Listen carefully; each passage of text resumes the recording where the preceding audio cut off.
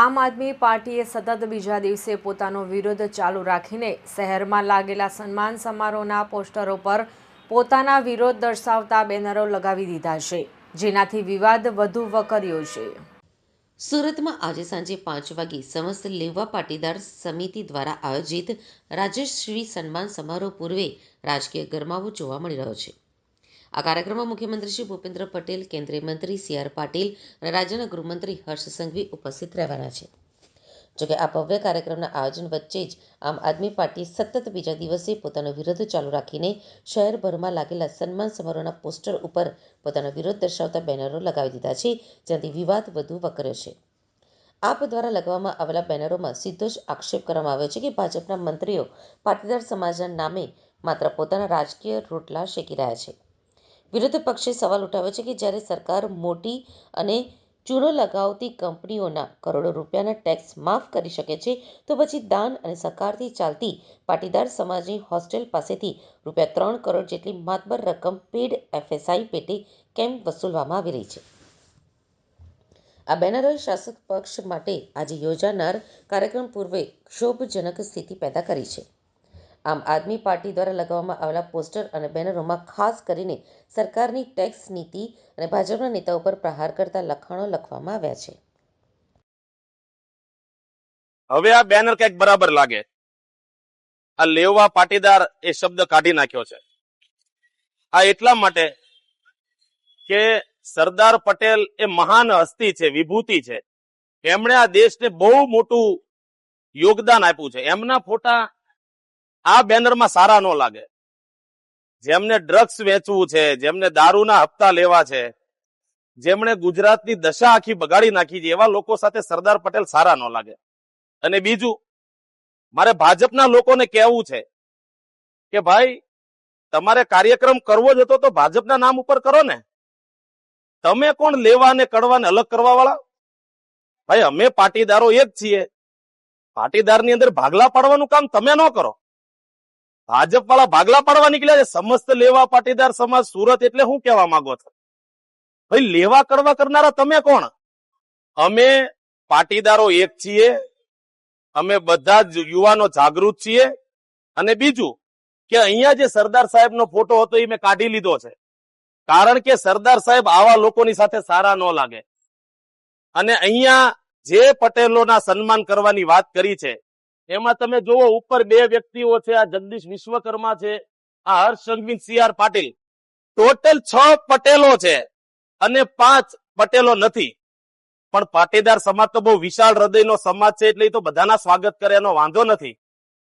પણ વિરોધ એ વાતનો છે કે ભાજપના નામ હેઠળ તમે કોઈ પણ કાર્યક્રમ કરી લો, સમાજના નામ હેઠળ તમે શું કામ કાર્યક્રમ નીકળ્યા? કયા માટે તમારા સન્માન કરીએ અમે? આ પ્રફુલ્લભાઈ એ 3 વર્ષ માટે થઈને શિક્ષણ મંત્રી હતા, અત્યારે આરોગ્ય મંત્રી છે। 3 મહિના થઈ ગયા નવું મંત્રાલય મળ્યું એનું, કઈ મોટી હોસ્પિટલ ગુજરાતમાં બનાવી દીધી?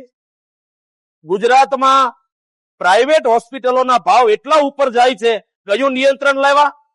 આપણને સૌને ખબર છે કે જ્યારે ઉદ્યોગપતિઓના દેવા માફ કરવાની વાત હોય તો આ ભાજપી સરકાર, આ ભાજપના મંત્રીઓ, આ ભાજપના સાંસદો તમામને એમાં રસ હોય છે કે એમના માનીતા, એમના મિત્રોના દેવા માફ થાય।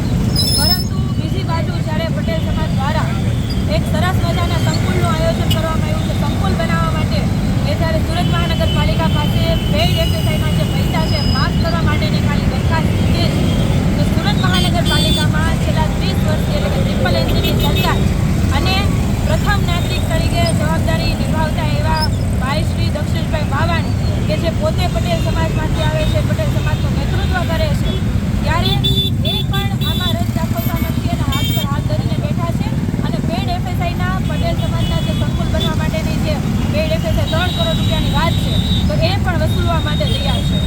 આજે ખૂબ દુઃખની વાત એ છે કે જ્યારે આજે ભાજપના મંત્રીઓનું સન્માન થવાનું છે, જે ભાજપના મંત્રીઓનું સમાજના નામે સન્માન થવાનું છે, ત્યારે આ મંત્રીઓએ સમાજ માટે શું કર્યું? આજે સમાજના કેટલા લોકો હેરાન થાય છે, રત્ન કલાકારો હેરાન થાય છે, ટેક્સટાઇલ ઉદ્યોગમાં કામ કરતા ભાઈઓ હેરાન થાય છે, આજે મધ્યમ વર્ગના લોકો હેરાન પરેશાન થાય છે, ગુંડાગર્દીની આતંક ખૂબ વધી ગયો છે। આજે છોકરાઓ નશાના રવાડે ચડી રહ્યા છે, બેફામ નશાનું વેચાણ થઈ રહ્યું છે। આવા તમામ પ્રકારના પ્રશ્નો વરાછા સહિત તમામ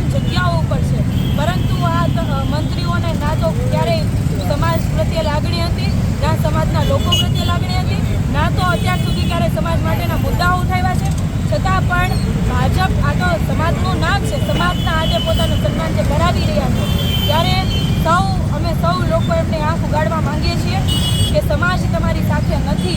માત્ર તમે આ દેખાવો કરો છો, પોલીસને આગળ રાખીને તમારા પોકળ દાવાઓ અને ખોટી ઘૂસપેઠ કરવાની વાત છે, જે અમે એને રિયલાઇઝ કરાવવા માંગીએ છીએ અને માંગણી પણ કરીએ છીએ કે તમે સમાજ માટે અત્યાર સુધી તો કાંઈ કર્યું નથી, પણ તમે શિક્ષણ વ્યવસ્થા આપવામાં, બાળકોને સારા શિક્ષણ આપવામાં તમે નિષ્ફળ નીવડ્યા છો.